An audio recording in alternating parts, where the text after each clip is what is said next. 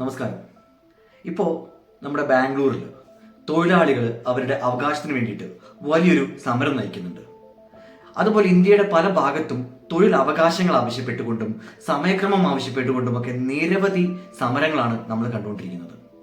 പക്ഷെ ചില ആളുകൾക്ക് സമരമെന്ന് കേട്ടാലേ ഇഷ്ടമല്ല. ഒരു കാലത്ത് ചെറുപ്പത്തിൽ ടിവിയിൽ ഞാൻ കണ്ടിട്ടുണ്ട്, ആളുകൾക്ക് ഇഷ്ടമില്ലാത്ത മരം ഏത് എന്ന് ചോദിക്കുമ്പോൾ സമരം എന്ന് ഉത്തരം പറഞ്ഞ് കയ്യടി വാങ്ങുന്നവരെ. അതെന്താ, ഈ സമരം അത്രയും മോശം കാര്യമാണോ? അല്ലെങ്കിൽ സമരം കൊണ്ട് എന്തെങ്കിലും ദോഷമുണ്ടോ? അതോ സമരം കൊണ്ട് എന്തെങ്കിലും നല്ലതുണ്ടോ? ഒന്ന് ചിന്തിക്കേണ്ടിയിരിക്കുന്നു. ഇക്കഴിഞ്ഞ ദിവസം മഹാനായ VS നമ്മളെയൊക്കെ വിട്ടുപോയി.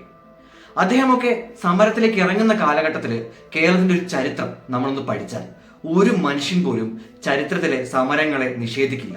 സമരങ്ങൾ എത്രത്തോളം ആവശ്യമാണ് എന്ന് നമ്മൾ തിരിച്ചറിയും. അക്കൂട്ടത്തിൽ കേരളത്തിൽ നടന്ന ഒരു സമരം, അത് വെറുമൊരു സമരമല്ല, ഇന്ത്യൻ സ്വാതന്ത്ര്യ സമരത്തിന്റെ പോലും ഭാഗമായി മാറിയ ചോരയിൽ കുതിർന്നൊരു സമര ചരിത്രം. ആ ചരിത്രത്തിലേക്ക് നമുക്ക് ഇന്ന് തിരിച്ചു പോകാം. 1946 പുന്നപ്ര വയലാർ സമരത്തിലേക്ക്. ഇന്ന് കേരളത്തിന്റെ മാപ്പ് വെച്ച് നോക്കിക്കഴിഞ്ഞാൽ ആലപ്പുഴ ജില്ലയിലെ അമ്പലപ്പുഴ, ചേർത്തല പഞ്ചായത്തുകളിലായിട്ടാണ് ഈ പുന്നപ്രയും വയലാറും വരുന്നത്. ഇവർ തമ്മിൽ ഏകദേശം 34 കിലോമീറ്ററിന്റെ ദൂരം ഇന്നത്തെ ഗൂഗിൾ മാപ്പ് വെച്ച് വരുന്നുണ്ട്. അന്ന് യാത്ര ഇതിലേറെ ദുഷ്കരവുമായിരുന്നു. പിന്നെ എങ്ങനെയാണ് ഈ രണ്ട് സമരങ്ങളും ഒന്നായത് എന്ന് ചോദിച്ചു കഴിഞ്ഞാൽ, ഒരു ഒക്ടോബർ 24 മുതൽ 27 വരെയുള്ള അടുത്തടുത്ത ദിവസങ്ങളിൽ നടന്ന ചില സംഭവങ്ങളാണ് ഇവർ ഒരുമിക്കുന്നത്. ആ സംഭവങ്ങളുടെ സ്വഭാവവും സവിശേഷതയും എല്ലാം ഒന്ന് തന്നെയായിരുന്നു. പക്ഷെ ഈ ചരിത്രം പറയാൻ എനിക്ക് നിങ്ങളെ 1946 കേവലം ഒരു നൂറ്റാണ്ട് പിറകിലേക്ക് കൊണ്ടുപോയാൽ പോരാ. അതിനും ഒരു നൂറ്റാണ്ട് പിറകിലേക്ക് കൂടെ നമ്മളൊന്ന് യാത്ര ചെയ്യണം. അവിടെ ഒരു യൂറോപ്യൻ കൾച്ചർ നമ്മൾ പരിചയപ്പെടേണ്ടതുണ്ട്. ഇന്നും അതെ അന്നും അതെ, യൂറോപ്യൻസിന് ഏറ്റവും ഇഷ്ടം റെഡി ടു യൂസ് ആയിട്ടുള്ള മെറ്റീരിയൽസ് ആണ്. അവർക്ക് പഴങ്ങളെക്കാൾ ഇഷ്ടം കട്ട് ഫ്രൂട്ട് ആണ്. അപ്പോൾ ഇത്തരം ഒരു അവസ്ഥയിൽ അവർക്കന്ന് ചകിരി ഇഷ്ടമല്ല. ചകിരിയിൽ നിന്നാണ് ഉണ്ടാക്കിയ കയറായിരുന്നു ഇഷ്ടം. പിന്നീട് കയറിനോടുമുള്ള ഇഷ്ടം മാറി കയർ കൊണ്ട് നിർമ്മിച്ചിട്ടുള്ള ചവിട്ടികളും മറ്റ് കരകൗശല ഉൽപ്പന്നങ്ങളിലേക്കും അത് മാറുന്നുണ്ട്. അതായത് ആളുകൾക്ക് യൂറോപ്പിൽ വേണ്ടത് ഏറ്റവും റെഡി ടു യൂസ് ആയിട്ടുള്ള കയർ പ്രൊഡക്റ്റ് ആണ്. ഇതാണ് ഒന്നാമത്തെ സാഹചര്യം. പക്ഷേ ഈ സാഹചര്യം മാറി മറിയുന്നത് നമ്മുടെ ഒന്നാം ലോക മഹായുദ്ധത്തിന് ശേഷമാണ്. കാരണം യൂറോപ്യൻ രാജ്യങ്ങളിൽ വെച്ച് തന്നെ ഈ കയറിൽ നിന്ന് ഇത്തരം ഉൽപ്പന്നങ്ങൾ ഉണ്ടാക്കാൻ നോക്കിക്കഴിഞ്ഞാൽ അതിന്റെ പ്രൊഡക്ഷൻ കോസ്റ്റ് ഭയങ്കര കൂടുതലാണ്. അപ്പൊ അത് കുറയ്ക്കണം. അതിന് ഏറ്റവും നല്ല മാർഗം അവർ കണ്ടുപിടിച്ചത് അത് ഇന്ത്യയിലെ എവിടെയാണോ അതിനുള്ള റിസോഴ്സ് അവൈലബിൾ അവിടെ തന്നെ ഉണ്ടാക്കുക. അതിന് ആലപ്പുഴ തിരഞ്ഞെടുക്കപ്പെട്ടു. രണ്ടാമത്തെ ഒരു കാര്യം അവർ തീരുമാനിച്ചത് ഇതിനു വേണ്ടിയിട്ട് തൊഴിലാളികളെ നഖശിഖാന്തം അങ്ങ് ചൂഷണം ചെയ്യുക. അതായത് അന്ന് ഈ ഫാക്ടറി ആരംഭിക്കുമ്പോൾ ആലപ്പുഴയിലും പ്രാന്തപ്രദേശങ്ങളിലും വളരെ കുറച്ച് ജനസംഖ്യയുള്ളൂ. അവർ ഈ ഫാക്ടറി വന്നതുകൂടി അറിഞ്ഞിട്ട് ഈ കുട്ടികൾ വരെ നീന്താൻ പഠിച്ചിട്ട് പുഴയിൽ ഒഴുകി പോകുന്ന തേങ്ങ വരെ കരയിലെടുത്ത് ഉണക്കുക. സ്ത്രീകൾ അതിന്റെ ഭാഗമായി അമ്മൂമ്മമാര് വരെ കയർ തെല്ലാൻ പഠിച്ചു. ആളുകളെല്ലാം കയർ ഉൽപാദനത്തിന്റെ ആ മേഖലയിലേക്ക് മൊത്തമായിട്ട് വരികയാണ് ആലപ്പുഴയിൽ. പക്ഷെ അവിടെ ഫാക്ടറി സജീവമായിട്ട് പ്രവർത്തിക്കുന്നതോടുകൂടി ഈ തൊഴിലാളികളുടെ എണ്ണം ഇനി മതിയാവില്ല എന്നറിഞ്ഞിട്ട് പല ഭാഗങ്ങളിൽ നിന്ന് കമ്പനി തന്നെ ആൾക്കാരെ കൊണ്ടുവരികയും ജോലി ഉണ്ട് എന്നറിഞ്ഞിട്ട് പട്ടിണി കിടന്നിരുന്ന ആൾക്കാർ ആലപ്പുഴയിലേക്ക് വൻതോതിൽ കുടിയേറുകയും കൂടി ചെയ്തതോടുകൂടി ആലപ്പുഴയുടെ എല്ലാ ഭാഗത്തും ജനസംഖ്യ വല്ലാതെ കൂടി. അപ്പോൾ തൊഴിലാളികളുടെ അവൈലബിലിറ്റി നല്ലോണം വരികയും ചെയ്തു. ഫാക്ടറിക്ക് ഇനി യഥേഷ്ടം പ്രവർത്തിക്കാം. അവർ തൊഴിലാളികളെ ചൂഷണം ചെയ്യാൻ പല തീരുമാനങ്ങളും എടുത്തു. ഒന്ന്, ഫാക്ടറി നേരിട്ട് നടത്താതെ അത് മൂപ്പന്മാര്, കൈയാള് എന്നൊക്കെ പറഞ്ഞ് പല ആളുകളെയും നടത്താൻ ഏൽപ്പിക്കുക. അതിന്റെ ഒരു റെഫറൻസ് കാണണമെങ്കിൽ നിങ്ങൾ നിവിൻ പോളി നായകനായി പുറത്തിറങ്ങിയ സഖാവ് എന്ന ചിത്രത്തിലെ ഒരു കങ്കാണി എന്ന കഥാപാത്രമുണ്ട്. അതിനൊന്ന് നോക്കിയാൽ മതി. തനി ഗുണ്ട. ഈ ഗുണ്ടകളുടെ അടിയും ഇടിയും പേടിച്ച് വേണം ഫാക്ടറി തൊഴിലാളികൾ ജോലി ചെയ്യാൻ. അതും എത്ര മണിക്കൂർ? 14 മണിക്കൂർ. ദിവസത്തിൽ പിന്നെ ബാക്കിയുള്ള എന്താ 10 മണിക്കൂർ. അതോടുകൂടി ഇവർ ക്ഷീണിച്ച് വയ്യാണ്ടാവും ഇവർക്ക്. എന്നാലും ഓക്കെ, അടുത്ത ദിവസം പണിക്ക് കൃത്യസമയത്തിന് വരണം. വന്നില്ലെങ്കിൽ പിഴ ഈടാക്കും. അത് വേറൊരു വശം. പിഴ ഈടാക്കും, വൈകി വന്നാലും പിഴ ഈടാക്കും. അതുപോലെ ഇനി തൊഴിൽ ആനുകൂല്യം ഒന്നും ഇല്ലെന്ന് പറയാതിരിക്കാൻ വേണ്ടിയിട്ടായിരിക്കാം ഒരു മധുരമിട്ട കാപ്പി അവർക്ക് കൊടുക്കാൻ കമ്പനി തയ്യാറാവുന്നുണ്ട്. അതും തുടങ്ങി പിന്നീട് കുറച്ച് കാലങ്ങൾക്ക് ശേഷം. അതുപോലെ മറ്റൊരു സംഭവം ഉണ്ടാവുന്നത്, ആദ്യകാലത്ത് ദിവസേന 4 അണയാണ് കൂലി കൊടുക്കുന്നത്. ഈ 4 അണ എന്ന് പറഞ്ഞാൽ ഇന്നത്തെ ദിവസം ഒരു 50 രൂപ കിട്ടുന്നതായിട്ട് പോലും നമുക്ക് കണക്കാക്കാൻ പറ്റില്ല. അപ്പൊ അതിനും ഈ ഒരു വെള്ളത്തിനും വേണ്ടിയിട്ട് പണിയെടുക്കണം. അതും 14 മണിക്കൂർ. സമയത്തിന് വരണം, അല്ലെങ്കിൽ പിഴ. സമയത്തിന് ഉൽപാദനം കഴിയണം, അല്ലെങ്കിൽ അടി, തൊഴി, ചവിട്ട്. ഇത് ഒരു വശത്തെ ചൂഷണം. ഇനി ചൂഷണം മൂപ്പന്മാരിലോ അല്ലെങ്കിൽ ഞാൻ പറഞ്ഞ കയ്യാളുകളിലോ ഒതുങ്ങുന്നില്ല. അവരുടെ കുടുംബങ്ങൾക്ക് മൂപ്പന്മാർ തന്നെ സഹായിച്ചിട്ട് ചുറ്റുവട്ടത്ത് തുണിക്കട, പലചരക്ക് കട തുടങ്ങിയ എല്ലാ കടകളും തുടങ്ങാൻ അനുവാദം കൊടുത്തു. ആൺവർഗത്തെ കുറച്ചുകൂടെ ആധികാരികതയായിട്ട് ചൂഷണം ചെയ്യാൻ വേണ്ടിയിട്ട് അവരവിടെ ഷാപ്പുകളും അനുവദിച്ചു കൊടുക്കുന്നുണ്ട്. അങ്ങനെ മൊത്തത്തിൽ ഒരു മാസത്തിലെ ശമ്പളം ഒരുമിച്ച് കിട്ടിയാൽ പോലും അവർക്കത് എവിടെയെങ്കിലുമൊക്കെ കൊടുത്തു തീർത്ത് പിന്നെയും കടക്കാരനാവാനേ യോഗമുള്ളൂ. അപ്പോഴാണ് വീണ്ടും ചൂഷണം ആക്റ്റീവ് ആക്കാൻ വേണ്ടിയിട്ട് ഈ തുക വെട്ടിക്കുറയ്ക്കുന്നതിന് വേണ്ടിയിട്ട് മാസത്തിൽ ഒരിക്കൽ ശമ്പളം കൊടുക്കുന്ന രീതിയിലേക്ക് വരുന്നത്. അന്നത്തെ ശമ്പളം ആദ്യം 6 രൂപയും പിന്നീട് 7 രൂപയുമായിരുന്നു. 6-7 രൂപ എന്ന് കേട്ട് ആരും ഞെട്ടണ്ട. അത് ഇന്ന് കണക്ക് കൂട്ടിക്കഴിഞ്ഞാൽ ഏകദേശം 1100 മുതൽ 1200 രൂപ വരും. ദിവസേന കഞ്ഞി കുടിച്ച് കിടക്കാനുള്ള കാശുണ്ടോ അത് എന്നുള്ളത് നമുക്ക് ചിന്തിച്ചാൽ മനസ്സിലാവും. നമ്മുടെ കേവല യുക്തി മതി അത് മനസ്സിലാക്കാൻ, അല്ലേ? ഇതാണ് ചൂഷണത്തിന്റെ ഒരു വലിയ കാലഘട്ടം. പക്ഷെ ഭാഗ്യമോ നിർഭാഗ്യമോ, പിന്നീട് കുറച്ച് കാലങ്ങൾക്ക് ശേഷം മൂപ്പന്മാരിലും ചില ആളുകൾ നല്ലവരായിട്ട് വരുന്നുണ്ട്. ഒന്നിൽ കൂടുതൽ ഫാക്ടറി വന്നതോടുകൂടി മൂപ്പന്മാരുടെയും എണ്ണം കൂടുന്നുണ്ട്. അപ്പോൾ ഈ പറഞ്ഞ ഫാക്ടറികളിൽ ഒന്നില് 1921 ഒരു മൂപ്പനായിരുന്ന ഭാവ എന്ന മനുഷ്യൻ കുറച്ച് തൊഴിലാളികളെ വിളിച്ചു കൂട്ടിയിട്ട് ചോദിച്ചു, നിങ്ങൾക്ക് എന്തെങ്കിലും ആനുകൂല്യങ്ങളോ അവകാശങ്ങളോ വേണോ എന്നുള്ളത്. അത് അവർക്ക് ഞെട്ടിക്കുന്ന ഒരു അനുഭവമായിരുന്നു.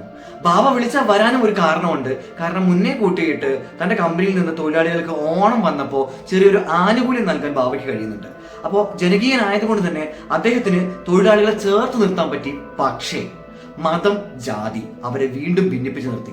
ഈ സാഹചര്യം നല്ല രീതിയിൽ അവിടുത്തെ ഫാക്ടറികൾ മുതലാക്കുന്നുമുണ്ട്. അത് കൂടാതെ പിന്നീട് രാജഭരണവും ഇവരെ ചൂഷണം ചെയ്യാൻ തുടങ്ങി. അക്കാലത്ത് രാജാവിന് പ്രായപൂർത്തിയാവാത്തത് കൊണ്ട് ഉപദേഷ്ടാവായിട്ടാണ് ചെന്നൈയിൽ നിന്ന് സർ CP രാമസ്വാമി അയ്യർ എന്നൊരാൾ അവിടേക്ക് വരുന്നത്. പിന്നീട് രാജാവിന് പ്രായപൂർത്തിയായി ഭരണം കിട്ടിയതോടുകൂടി രാജാവ് CPയെ അവിടുത്തെ ദിവാനാക്കി മാറ്റി. ഇതാണ് ചൂഷണം അതിന്റെ അൾട്ടിമേറ്റ് ലെവലിലേക്ക് എത്തുന്ന ഘട്ടം. അതായത് രാമസ്വാമി അയ്യർക്ക് അഥവാ സർ CPക്ക് ഭരിക്കാൻ വേണ്ടിയിട്ട് അവിടുത്തെ നിയമങ്ങളെയും പോലീസിനെയും അയാൾ അടക്കി വാഴുകയാണ്. എതിർത്ത് നിന്നവരെയൊക്കെ അയാൾ തല്ലി താഴെ വീഴ്ത്തുകയാണ്. രാജാവിന് ഇത് ഭയങ്കര ഇഷ്ടപ്പെടുകയാണ്. കാരണം എന്താ, തന്റെ ഭരണം നിലനിർത്താൻ വേണ്ടിയിട്ട് സർ CP എന്തോരം കഷ്ടപ്പെടണേ, അല്ലെ? അപ്പൊ രാജാവ് CPക്ക് കൂടുതൽ അനുവാദങ്ങൾ കൊടുത്തപ്പോൾ അവര് ബ്രിട്ടീഷ് സൈന്യവുമായിട്ട് വരെ ഒത്തുചേർന്നുകൊണ്ട് പല രീതിയിലുള്ള കിരാത പരിഷ്കരണങ്ങൾ ആലപ്പുഴയിലും പ്രാന്തപ്രദേശങ്ങളിലും അന്നത്തെ തിരുവിതാംകൂറിലും മൊത്തമായിട്ടും നടപ്പിലാക്കി. ഇത് ജനങ്ങളുടെ ഇടയിൽ വലിയ വിമർശനം ഉണ്ടാക്കി. പക്ഷേ ആ വിമർശനങ്ങളൊക്കെ സർ CP നല്ല രീതിയിൽ അടിച്ചമർത്തി. അതിനു മുമ്പ് നമ്മൾ മനസ്സിലാക്കേണ്ട ഒരു കാര്യം, ചൂഷണം യഥേഷ്ടം നടക്കുന്ന കാലഘട്ടത്തിൽ പുന്നപ്ര ഗ്രാമത്തിൽ കൂടുതലായിട്ട് മത്സ്യബന്ധന തൊഴിൽ ആക്റ്റീവ് ആവുന്നുണ്ട്. അപ്പോഴുണ്ടാകുന്ന സാഹചര്യം പുന്നപ്രയിലും വയലാറിലും രണ്ടും രണ്ടാക്കി മാറ്റുന്നുണ്ടെങ്കിലും കഥ ഒന്ന് തന്നെയാണ്. ഒരിടത്ത് പുന്നപ്രയില് ഈ പറഞ്ഞ ബോട്ട് മുതലാളിമാര്, മത്സ്യക്കുത്തക മുതലാളിമാരായിട്ടുള്ള ആളുകളൊക്കെയാണ് തൊഴിലാളികളെ യഥേഷ്ടം ചൂഷണം ചെയ്യുന്നത്. മറുവശത്ത് ജമ്മിമാരാണ്. എവിടെ? വയലാറില്. ഇതിനിടയിലുള്ള ഗ്രാമങ്ങളുടെയും കഥ ബാലാരിക്കുളമൊന്നും ഒരു മാറ്റവും ഇല്ല. എല്ലാം ഇതുപോലെ തന്നെ തുടരുകയാണ്. മാത്രമല്ല ഈ ചൂഷണം കുറച്ചുകൂടെ ശക്തമായിട്ട് നിലനിർത്താൻ വേണ്ടിയിട്ട് ഷോടതി, വലപ്പങ്ക്, വള്ളപ്പങ്ക്, പണപ്പങ്ക് തുടങ്ങിയിട്ട് കുറേ പൈസകൾ മാസാമാസം ഇവരെ അടവായിട്ട് അടയ്ക്കണം. അത് കിട്ടിയില്ലെങ്കിൽ ഈ പറഞ്ഞ മുതലാളിമാര്, അവരുടെ ഗുണ്ടകള്, ദിവാൻ, നേരത്തെ പറഞ്ഞ ഫാക്ടറിയിലുള്ള തൊഴിലാളികളുടെ മുതിർന്ന ആളുകൾ എല്ലാവരും ഇവരെ തല്ലിച്ചതയ്ക്കും. അത് പേടിച്ചിട്ടെങ്കിലും ഇവർ പണം കൊടുക്കും, അല്ലെങ്കിൽ വീട് കയറി ആക്രമിക്കും. ആ കാലഘട്ടങ്ങളിൽ സ്ത്രീകളും പിഞ്ചു കുട്ടികളും വരെ ആക്രമണത്തിന് ഇരയായിട്ടുമുണ്ട്. ഇങ്ങനെയാണ് ഏകദേശം 36 കൂടി ദിവാൻ സർ CP പൂർണ്ണമായിട്ടും ഒരു ശക്തനായിട്ട് മാറുന്നത്. പിന്നീട് അദ്ദേഹത്തിനെതിരെയും ഈ തൊഴിലാളി സംഘടനകൾ നിവേദനം കൊടുക്കുന്നുണ്ട് രാജാവിന്. പക്ഷെ അതിന് രാജാവ് വലിയ അനുകൂലമായിട്ടുള്ള നടപടി ഒന്നും എടുക്കുന്നില്ല. ഇതറിഞ്ഞ CP കുറച്ചുകൂടെ കിരാതമായിട്ട് ഭരണം തുടങ്ങുന്നുമുണ്ട്. ഈ കാലഘട്ടത്തിലാണ് ആലപ്പുഴയുടെ മണ്ണിലേക്ക് ഒരു സമര നായകൻ കടന്നു വരുന്നത്. മറ്റാരുമല്ല, സഖാവ് P. കൃഷ്ണപിള്ള. നന്നേ മെലിഞ്ഞ പ്രകൃതം, ആരും കണ്ടാൽ നോക്കുന്ന ഒരു സുന്ദരനായ യുവാവ്. പക്ഷേ തന്നെ ശ്രദ്ധിക്കുന്നതിനേക്കാൾ P. കൃഷ്ണപിള്ളയുടെ ശ്രദ്ധ തന്റെ സഖാക്കളായ തൊഴിലാളികളിലായിരുന്നു. പക്ഷേ അദ്ദേഹത്തെ ആരും തന്നെ വിലവെച്ചിരുന്നില്ല. കൂടുതൽ സഖാക്കൾ അവിടേക്ക് എത്തി, പാർട്ടിയും പ്രസ്ഥാനവും ഒക്കെ വളരുന്നുണ്ട്. അതിന് കാരണമാകുന്നത് P. കൃഷ്ണപിള്ളയോടൊപ്പം എത്തിയ സഖാക്കളുടെ അക്ഷീണ പ്രയത്നമാണ്. ഹാർഡ് വർക്കിംഗ് എന്ന് പറഞ്ഞാൽ വാക്ക് കുറഞ്ഞു പോകും.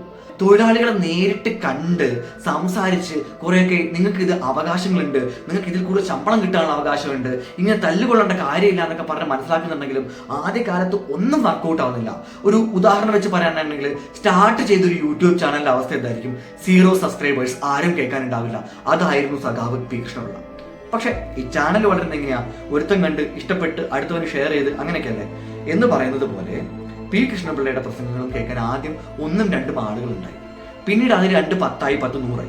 അങ്ങനെ കൃഷ്ണപിള്ളയുടെ വാക്കുകളിൽ നിന്ന് പ്രസ്ഥാനങ്ങളുടെ എണ്ണം വളരെ ശക്തമായിട്ട് വളരുന്നുണ്ട്. ചെത്തു തൊഴിലാളികൾക്ക്, മത്സ്യത്തൊഴിലാളികൾക്ക്, കൂലി തൊഴിലാളികൾക്കൊക്കെ വ്യത്യസ്തമായ അസോസിയേഷനുകളും യൂണിയനുകളും അന്നുണ്ടായിട്ടുണ്ട്.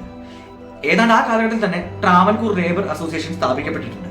പക്ഷേ ഇതിന്റെ പ്രവർത്തനങ്ങളെ ആരാണ് എതിർക്കുന്നതെന്ന് നിങ്ങൾക്കറിയാമല്ലോ, അത് സർ CP ആണ്. ഈ എതിർപ്പിനൊക്കെ അവഗണിച്ചുകൊണ്ടാണ് സഖാവ് കൃഷ്ണപിള്ളയുടെയും സംഘത്തിന്റെയും ശക്തമായ പ്രയത്നം, അക്ഷീണ പ്രയത്നം നടക്കുന്നത്.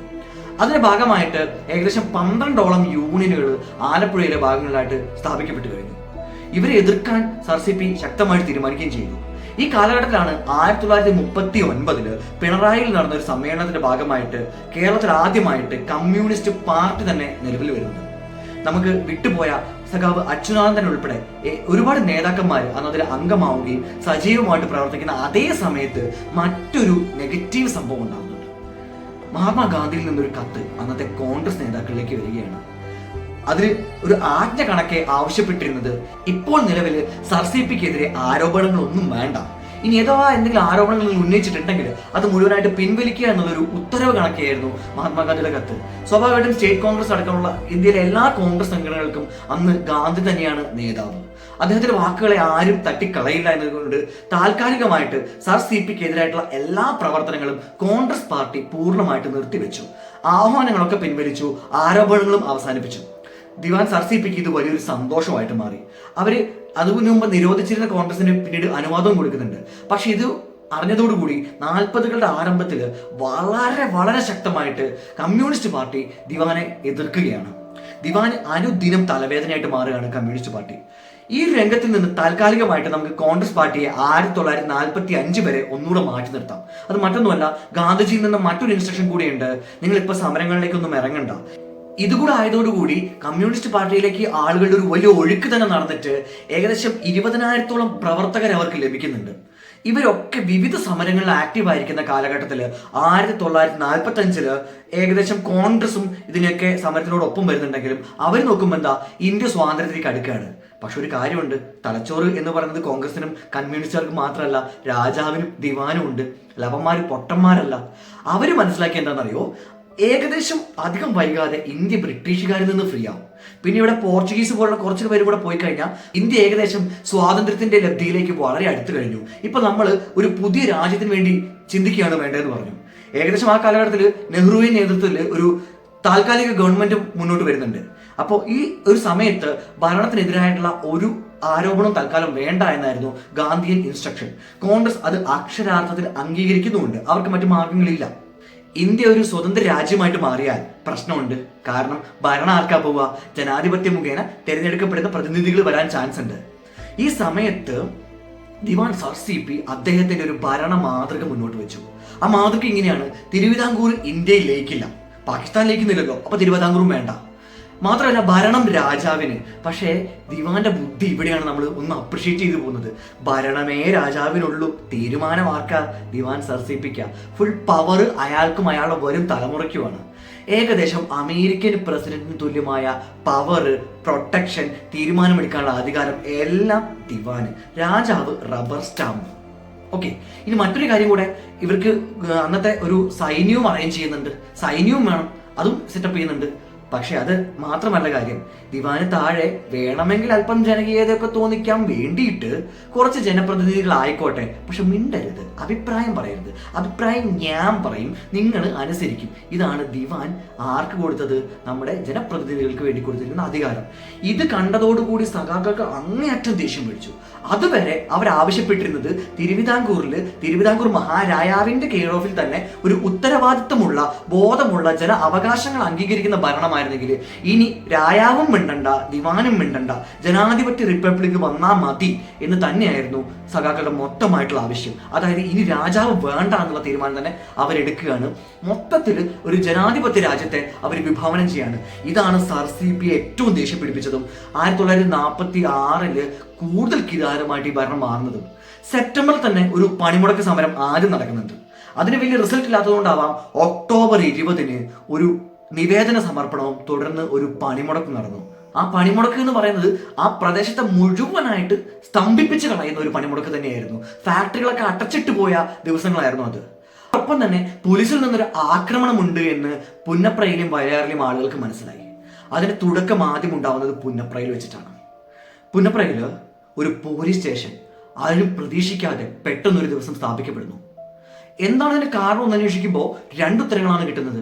ഒന്ന്, അവിടുത്തെ കുടുംബങ്ങൾ തമ്മിലുള്ള ഒരു വഴക്ക് ഒരു വലിയ കലാപമായിട്ട് മാറുന്നത് തടയാൻ വേണ്ടിയിട്ട് അന്നത്തെ കൊല്ലം പോലീസ് ഭരണാധികാരി ഏൽപ്പിച്ചതാണ് ആ 28 പോലീസുകാരെ എന്നുള്ളത് ഒരു വശം.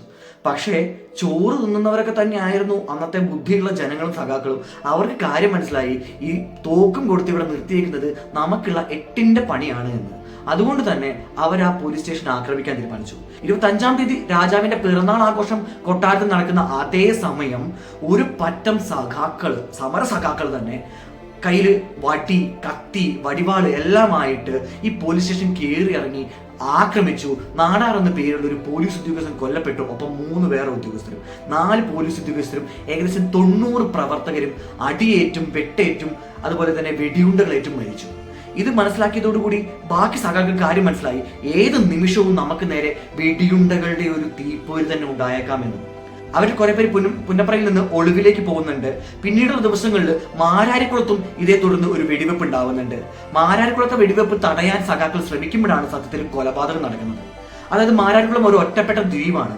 അങ്ങോട്ട് NH 66 വഴി എത്താനുള്ള ഒരു വഴി, ഇന്നത്തെ NH 66 എന്ന് പറയുന്നത് ഒരു വഴിയുണ്ട്. അത് നശിപ്പിച്ചു കളഞ്ഞാൽ പിന്നെ പോലീസ് ഇവിടെ ഒന്ന് ആക്രമിക്കില്ല.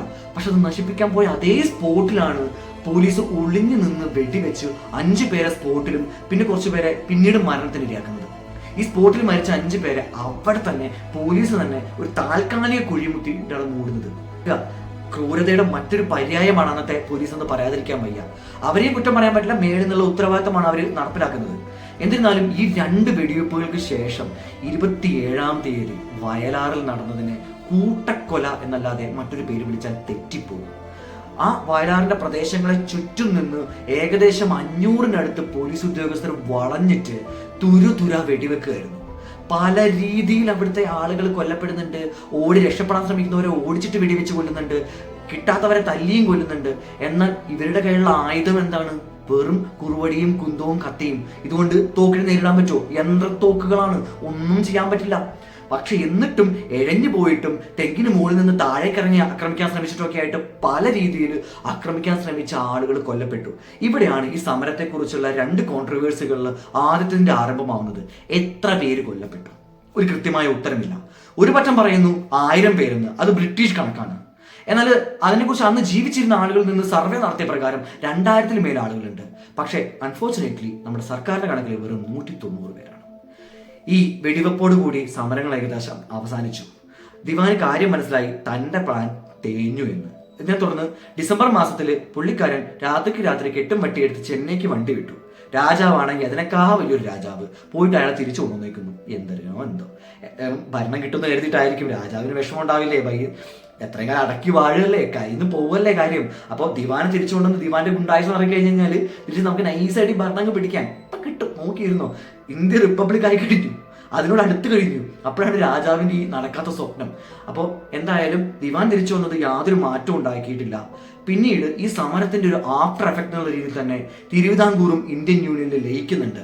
ഇന്ത്യ എന്ന സ്വതന്ത്ര രാജ്യത്തിന്റെ ഭാഗമായിട്ട് കേരളത്തിന്റെ ആ ഭംഗിയുള്ള നാടും വന്ന് ചേരുന്നുണ്ട്. പക്ഷെ അവിടെയാണ് 2ാമത്തെ കോൺട്രവേഴ്സി. ഇതൊരു സ്വാതന്ത്ര്യ സമരമായിരുന്നോ അതോ വെറും അനാവശ്യ സമരമായിരുന്നോ? അങ്ങനെ ചോദ്യം അന്നുമുണ്ട് ഇന്നുമുണ്ട്. ഇത് പഠിക്കാൻ നിയമിച്ച ഇന്ത്യൻ യൂണിയന്റെ ഒരു വക്താവായ ഉദയഭാനു എന്നൊരു വ്യക്തിയുടെ റിപ്പോർട്ട് പ്രകാരം ഈ സമരം ആവശ്യമേ ഇല്ല. മുതിർന്ന സഖാക്കള് വെറുതെ കൊലയ്ക്ക് കൊടുത്തെയാണ്. ഇന്ത്യയുടെ സ്വാതന്ത്ര്യം ഏകദേശം ഉറപ്പാക്കിയ സമയത്ത് ഇങ്ങനൊരു സമരം വേണ്ടായിരുന്നു. ഈ സമരം നടന്നുകൊണ്ട് നമ്മുടെ ഫ്രീഡം ഫൈറ്റിന് 10 കാശിന്റെ ഗുണമുണ്ടായിട്ടില്ല എന്നാണ് അങ്ങയുടെ ഒബ്സർവേഷൻ. ഇത് സപ്പോർട്ട് ചെയ്യുന്ന ഒരു പക്ഷം അന്നും ഇന്നുമുണ്ട്. പക്ഷെ ഇതിന്റെ ഒരു കമ്മ്യൂണിസ്റ്റ് വർഷം പരിശോധിക്കുകയാണെങ്കിൽ അതാണ് പിന്നീട് ഏറ്റവും അംഗീകരിക്കപ്പെട്ടത്. അതായത് ഈ സമരം ഒന്നും നടന്നില്ലെങ്കിൽ 2 പ്രശ്നങ്ങളാണ് ഉണ്ടാവുക. ഒന്ന്, തൊഴിലാളികൾ കംപ്ലീറ്റ് അടിമവൽക്കരിക്കപ്പെടും. 2, തിരുവിതാംകൂർ മറ്റൊരു രാജ്യമായി മാറി ഇന്ത്യൻ യൂണിയനിലെ ഒരു അവകാശവുമില്ലാതെ വീണ്ടും ഇവിടെ രാജഭരണമുണ്ടായി മറ്റൊരു സമരത്തിന്റെ ആവശ്യം അതിന് വരും. ഇതിനെ ആദ്യകാലത്ത് കേരള സർക്കാരും 1998 ഇന്ത്യൻ സർക്കാരും പൂർണ്ണമായിട്ട് അംഗീകരിക്കുന്നുണ്ട്. ഇതിനെ തുടർന്ന് അന്ന് സമരത്തിൽ പങ്കെടുത്ത ജീവിച്ചിരുന്ന ആളുകൾക്ക് പെൻഷനും അനുവദിക്കുന്നുണ്ട്.